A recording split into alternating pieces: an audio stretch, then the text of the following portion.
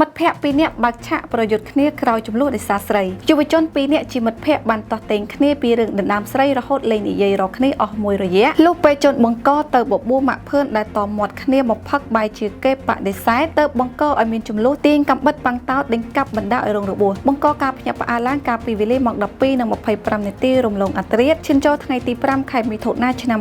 2025 នៅតាមផ្លូវលេខ 2011 ស្ថិតនៅក្នុងភូមិតាងុន 2 សង្កាត់កាកាប់ 1 ខណ្ឌពោធិ៍សែនជ័យរាជធានីភ្នំពេញប្រភពព័ត៌មានបានឲ្យដឹងថានៅមុនពេលកើតហេតុជនបង្កបានទៅបបួលជនរងគ្រោះជាមិត្តភ័ក្តិមកផឹកស៊ីនៅផ្ទះរបស់ខ្លួនប៉ុន្តែជនរងគ្រោះមិនព្រមទៅផឹកជាមួយនឹងជនបង្កទើបនាំឲ្យមានការខឹងសម្បានឹងឆ្លោះប្រកែកគ្នារហូតឈានដល់ការទាញកំបិតប៉ាំងតោដេញកាប់ទៅលើជនរងគ្រោះបណ្ដាឲ្យមុតចំដៃខាងស្ដាំចំនួន1កំបិតហូរឈាមជោគអាវហើយបានបង្កឲ្យមានការប្រតាយប្រតប់គ្នាផ្អើលអ្នកជិតខាងចេញទៅខាត់បំបែកចេញពីគ្នានិងបានរាយការណ៍ទៅសមត្ថកិច្ចប្រភពព័ត៌មានដដែលបានបន្តថាជនរងគ្រោះនិងជនបង្កបានកើតចំនួនជាមួយគ្នាដោយសារតែតាក់ទងរឿងដណ្ដើមស្រីរហូតខាននិយាយស្ដីរកគ្នាអស់មួយរយៈកន្លងមកហើយប៉ុន្តែនៅពេលមុនកើតហេតុជនបង្កបានទៅហៅជនរងគ្រោះឲ្យមកផឹកស៊ីនៅផ្ទះរបស់គេតែជនរងគ្រោះមិនប្រមាថទើបនាំឲ្យមានការទាស់ពាក្យសម្ដីគ្នារហូតឈានដល់ការបង្កចំនួនបែបនេះ